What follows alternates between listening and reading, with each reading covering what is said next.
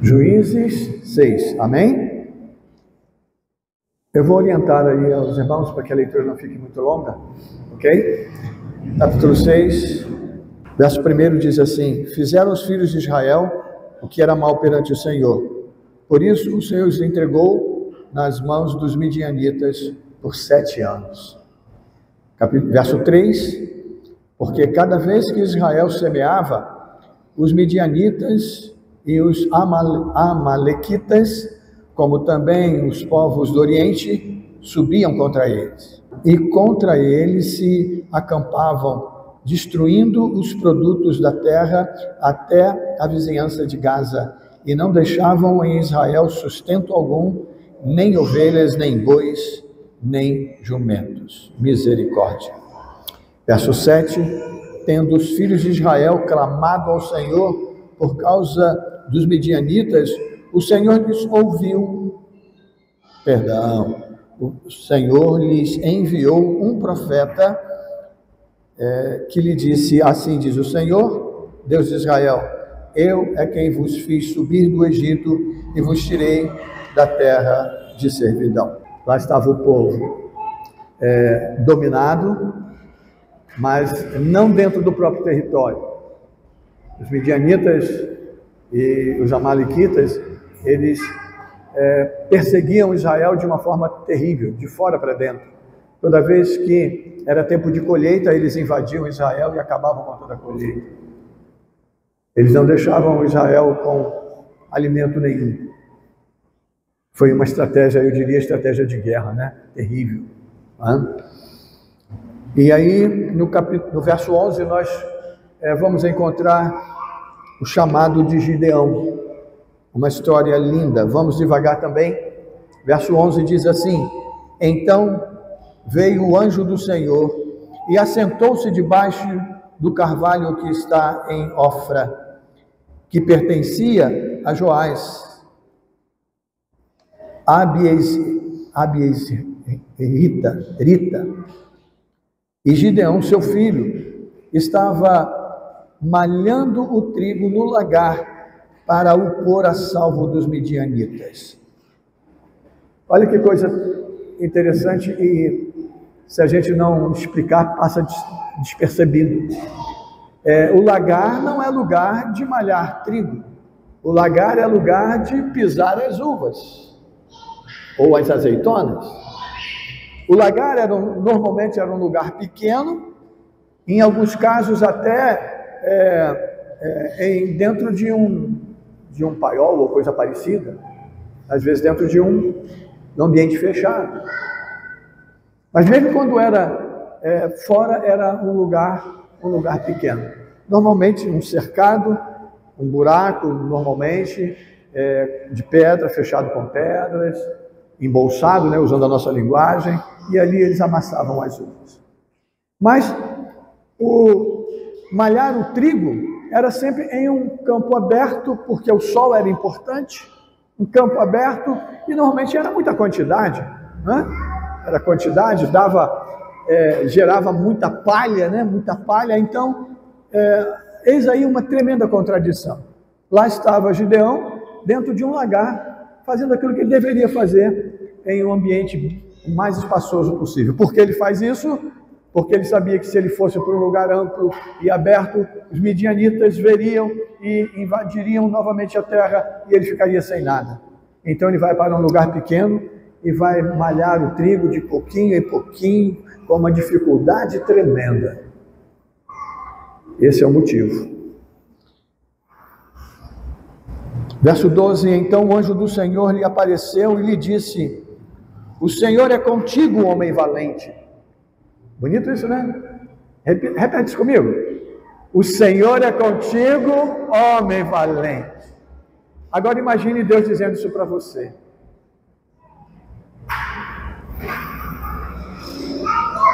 O Senhor é contigo, homem valente. Forte, né, gente? Muito forte. Porque eu não sei se Deus falaria isso para mim, mas é muito forte. O Senhor é contigo, homem valente. Continuando, respondeu-lhe Gideão: ai, Senhor meu, Se o Senhor é conosco, por que nos sobreveio tudo isso? E que é feito de todas as suas maravilhas que nossos pais nos contaram, dizendo: não nos fez o Senhor subir do Egito, porém agora o Senhor nos desamparou e nos entregou na mão dos midianitas.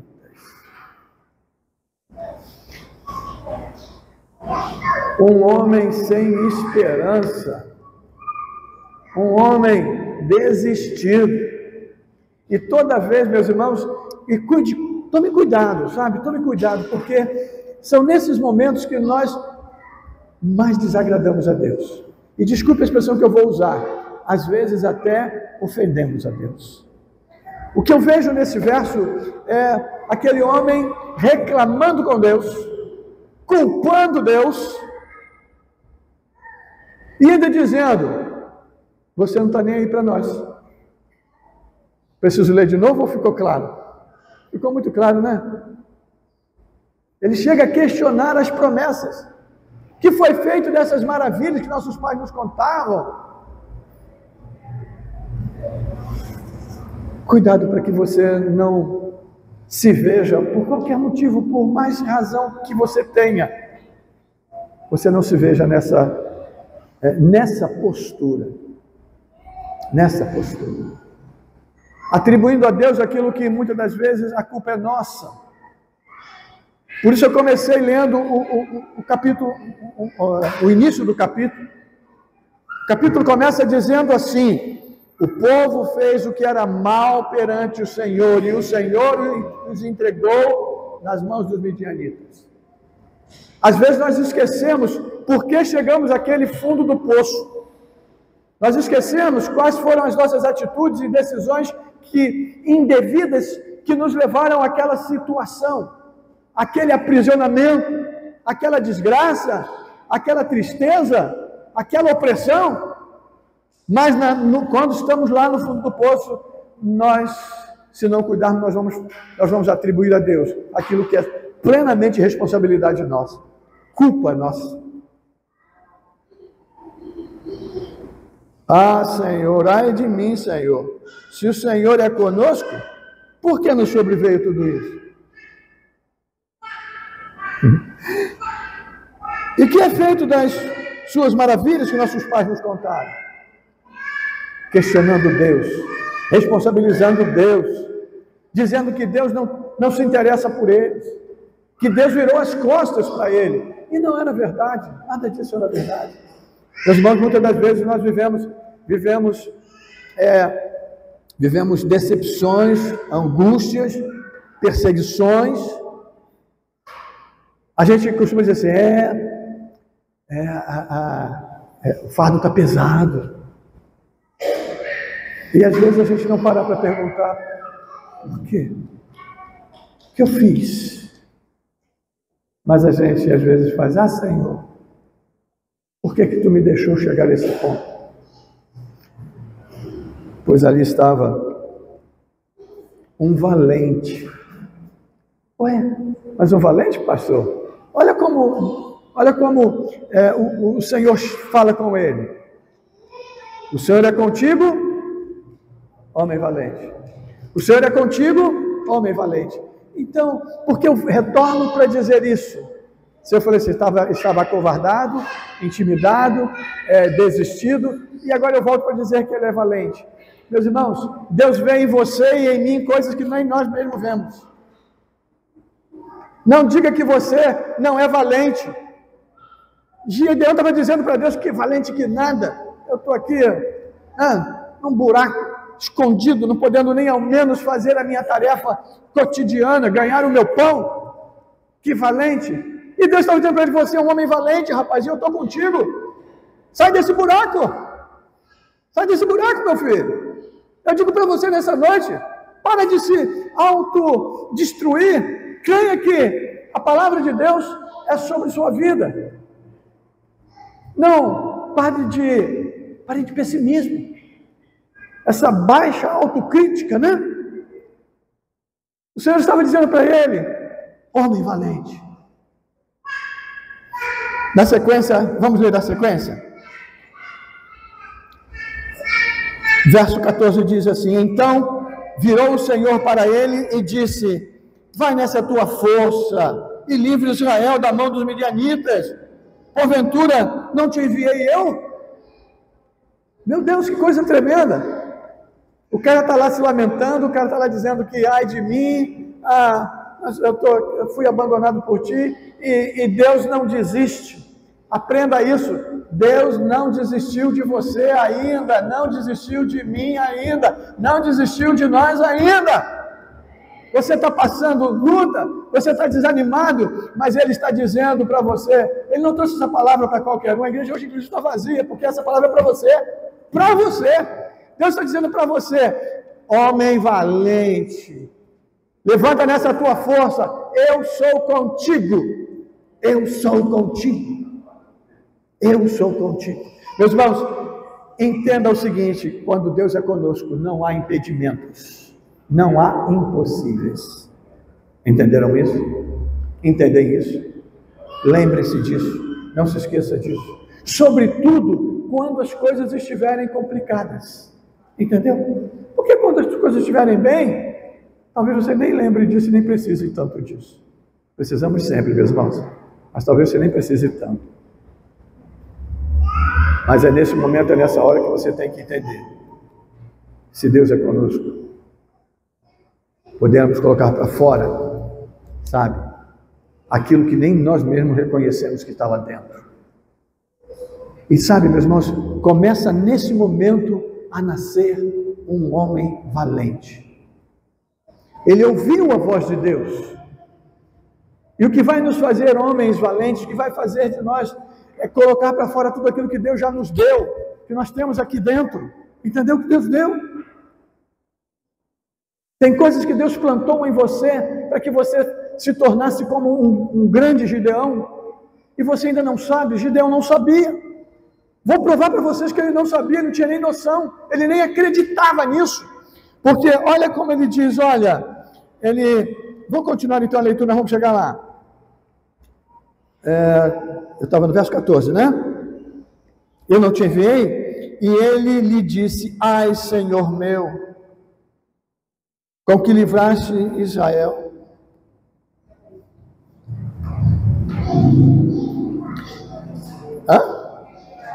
Livrarei Israel, isso aí.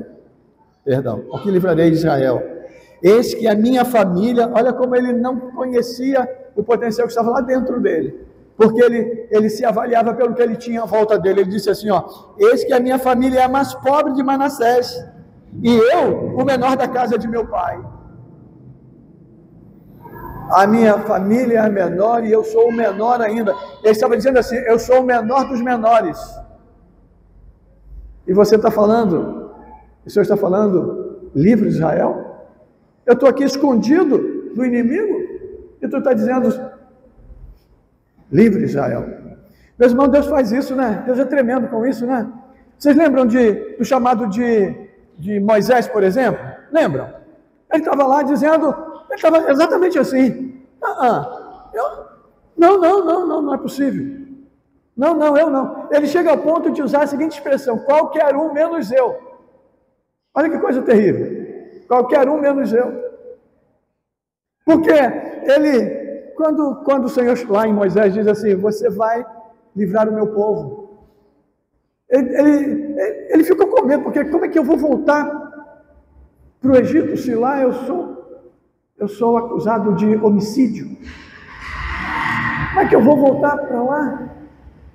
Sair de lá fugido?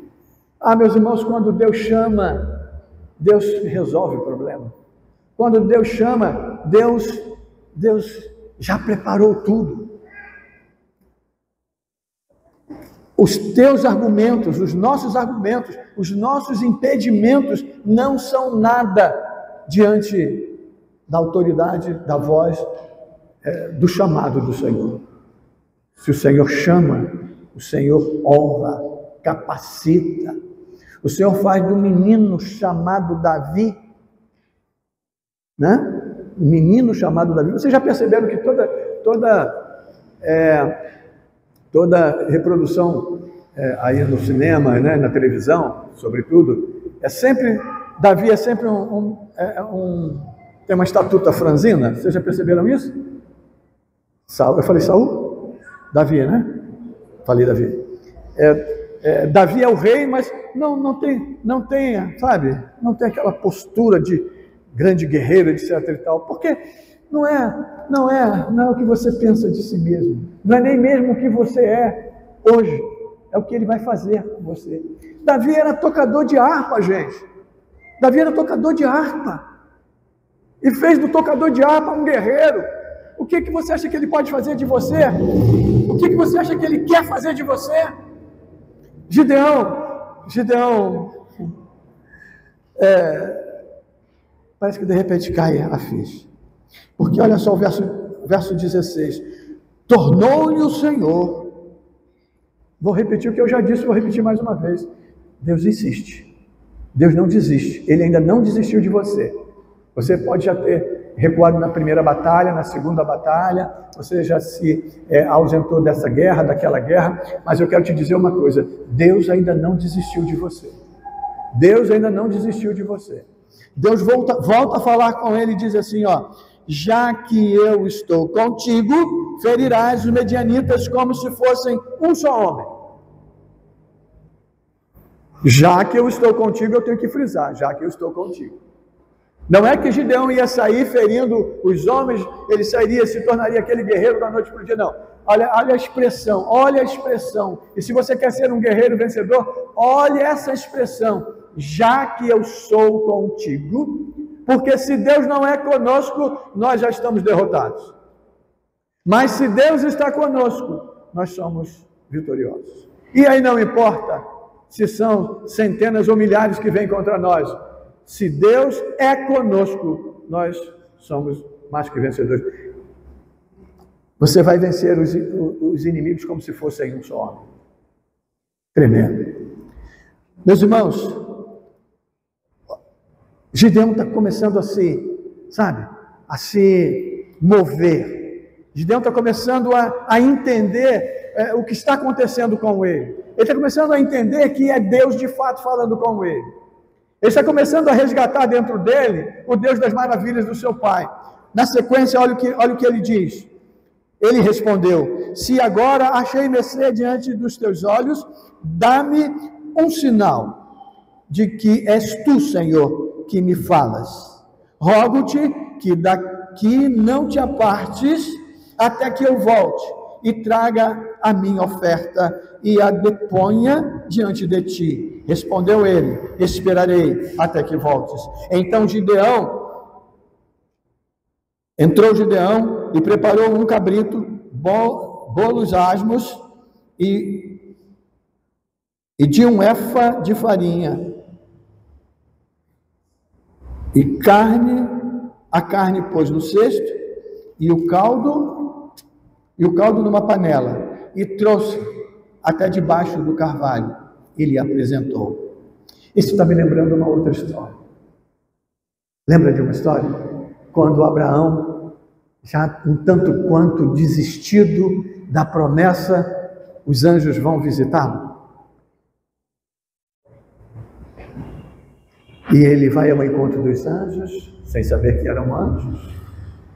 E aí, quando ele se declara um anjo do Senhor, ele diz assim, fiquem aqui, não precisa entrar na minha casa, fiquem aqui, porque eu vou preparar. Na verdade ele disse assim, eu vou trazer água e alguma coisa para vocês comerem, mas ele volta trazendo uma oferta digna de holocausto. Ele traz aquela grande oferta, e ali o que acontece? Ele recebe a promessa de que daqui a um ano voltarei e te trarei, e tua esposa terá nos braços um menino. Volta Gideão, coloca diante dos anjos, e o texto diz que, verso 20, porém o anjo de Deus lhe disse, toma a carne e os bolos asmos, põe-nos sobre esta penha, sobre uma rocha, né? E derrama-lhes por cima o caldo, e assim o fez. Estendeu o anjo do Senhor a ponta do seu cajado que trazia na mão e tocou a carne e os bolos asmos. Então subiu fogo da penha e consumiu a carne e os bolos, e o anjo do Senhor desapareceu da presença deles. E o anjo desapareceu. Eu não tenho dúvida que nesse momento, diante do milagre, diante do sobrenatural, Gideão não era mais o mesmo. Gideão não era mais o mesmo. Meus irmãos, Deus espera por cada um de nós uma atitude. Deus espera por cada um de nós. E Ele vai ao nosso encontro. E Ele vai te dar sinal de que Ele está falando contigo. Ele vai mostrar a glória dEle manifesta na sua vida, na sua casa, para que você entenda que é Ele que está falando com você. Porque Ele quer algo especial, sobrenatural também de sua parte.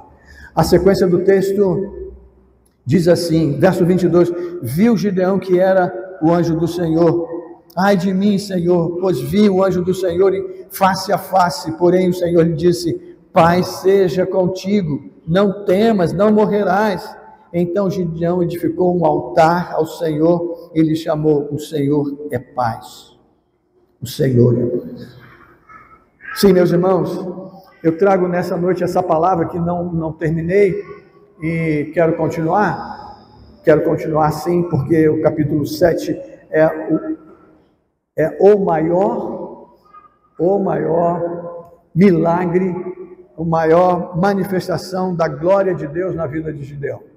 Mas ainda nesse capítulo 6, quando ele chega nesse momento, onde Jesus Cristo, onde Deus se revelou a ele, onde Deus se revelou por completo, e ele entendeu e assumiu isso. Aí, meus irmãos, a partir do verso 25, e eu vou ser um pouquinho rápido, até por amor ao horário, eu vou apenas mencionar, e depois a gente vai voltar, porque eu quero continuar nessa história. Na sequência, então, Deus começa o texto diz que naquela mesma noite, o Senhor volta à presença de Gideão. Deixa eu abrir um parênteses aqui com vocês. Estão percebendo a quantidade que Deus está indo, insistindo e falando e voltando à presença de Gideão? Estão percebendo? E abre teu coração, abre teu entendimento, e Deus vai te visitar repetidamente, quantas vezes necessário for. Naquela mesma noite o Senhor novamente se revela a ele, e agora dando para ele tarefa, dando para ele direção, dando para ele desafios. Por favor, preste atenção nisso. Deus não vai se manifestar na tua vida para tratar de feijão com arroz.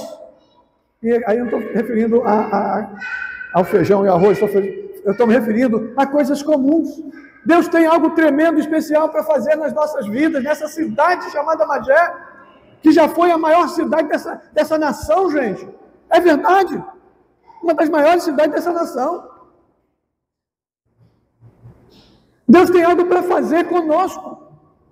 Então, o desafio hoje não é para que você ouça essa palavra. Puxa, Gideão, que história bonita de Gideão. Não, essa história é para você, é sobre você e da parte de Deus para você. Tem desafios, sim. E o desafio começa logo aí a partir do verso 25. Deus diz para ele o seguinte, olha só, seu pai levantou o altar para Baal. E a primeira tarefa sua é, você vai na casa do seu pai, vai pegar 2 bois.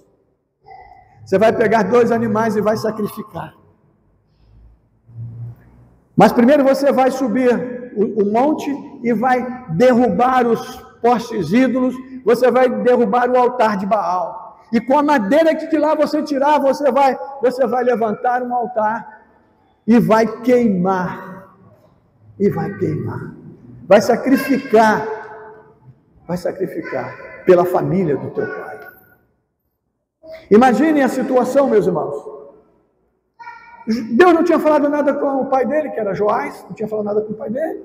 O pai dele não sabia de nada que estava acontecendo com ele. E ninguém tem que saber o que está acontecendo contigo. Ninguém tem que saber a tua tratativa com Deus e a tratativa de Deus contigo. É pessoal. E que seja pessoal e sobrenatural. Porque Deus fala comigo de um jeito e com você de outro. Mas uma coisa eu sei, eu tenho desafios a cumprir e você tem desafios a cumprir. Tem coisas que Ele vai me pedir, você precisa desfazer isso, isso, isso. Você precisa derrubar isso, isso, isso. Ou seja, em outras palavras, você tem que tirar tudo aquilo que levou você a esse estado. Você precisa entender que sem santificação, sem purificação do meu território, eu não posso agir. Aspa, não posso. Entendem o que estou tentando dizer? Deus diz para ele o seguinte: eu vou fazer algo tremendo, mas vai começar pela sua casa. Vai começar pela sua casa. Vamos limpar primeiro a sua casa. Vamos limpar o teu território. E então, meus irmãos, nós vamos, e Deus diz para mim, então nós vamos libertar Israel por inteiro, o povo por inteiro. Deus tem algo para fazer neste lugar, mas vai começar por nós, pela minha casa, pela sua casa, pela nossa casa, pela minha individualidade, a sua individualidade. E então, meus irmãos, isso vai se multiplicar, isso vai se espalhar. Na sequência do texto, como eu disse, serei rápido, comecei a falar até mais rápido, né? Gideão juntou 10 homens, né, da casa do seu pai e fez o que tinha que fazer. No dia seguinte, quando a cidade acordou e olhou para os montes, porque estava no território dele, mas era para a cidade inteira, tribo de Manassés, uma tribo importante de Israel. Ele olha, cadê Baal? Baal está queimado. Cadê os postes ídolos? Estão queimados, destruídos. Essa é a nossa missão. Eles vão direto a Joás, o pai de Gideão, e diz o seguinte: foi seu filho que fez isso. Sabe o que você tem que fazer? Pega seu filho e manda para fora da cidade, para ele ficar sozinho e morrer. Mas o pai dele diz o seguinte: não estou te entendendo, está logo na sequência do verso. Eu não estou lendo só para a gente ganhar tempo, por favor. Eu quero terminar esse trecho, porque eu quero entrar no capítulo 7. Claro que eu não vou entrar hoje. O pai dele disse o seguinte: mas não foi Baal que foi confrontado? Que Baal se defenda. Não foram os postes ídolos dele que caíram? Que ele se defenda. Não vou fazer nada contra o meu filho. Vocês querem defender Baal? Do tipo, tem certeza? Eu vou só ler um trechinho aqui, olha. Porém, Joás disse a todos os que se puseram contra ele: contendei vós por Baal? Livrá-lo-eis vós? Qualquer que por ele contender, ainda esta manhã será morto. Se é Deus, que por si mesmo contenda, pois derribaram foi o seu altar. Perceberam a resposta dele?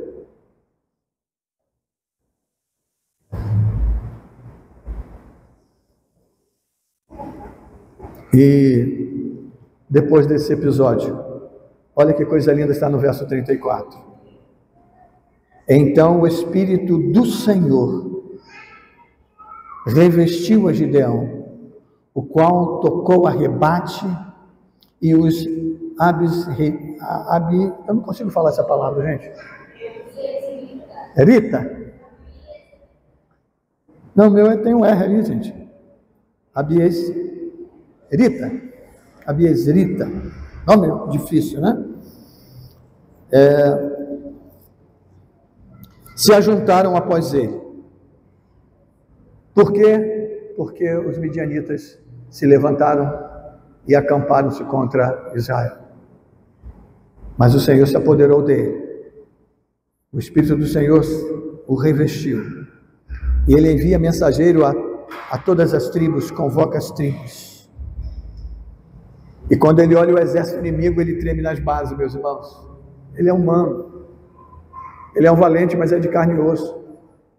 E no verso 36, ele diz ao Senhor o seguinte, a partir do verso 36, Senhor, me dá mais um sinal. Mais um sinal, por favor, de que tu estás comigo e que a tua palavra vai se cumprir e nós vamos vencer o inimigo. E ele diz, e todos vocês conhecem, que amanhã, pela madrugada, eu vou colocar uma lã lá no meio do meu quintal, e que amanhã, pela manhã, quando eu pegar essa lã, ela vai estar, primeiro foi seca, molhada, encharcada, e a terra em volta toda seca. E diz o texto que no dia seguinte, quando ele chega lá, é exatamente isso que acontece. A lã está encharcada d'água, de sereno, e ao redor está seco. Ele treme nas bases, mas ele volta à presença de Deus e diz assim: Senhor, me permita mais uma vez, que amanhã eu vou colocar a lã para dormir lá no sereno. E que quando eu chegar lá de manhã, que ela esteja completamente seca e ao redor dela esteja completamente molhado. E assim se fez.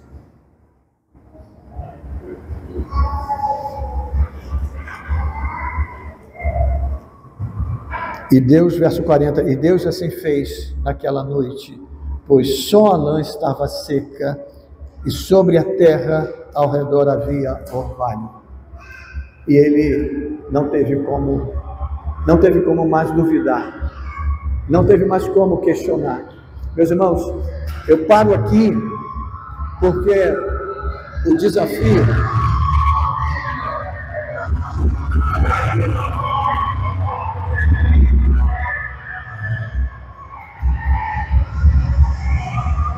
está vendo, meus irmãos, como que a nossa batalha é grande? Percebe os inimigos que estão ao nosso redor?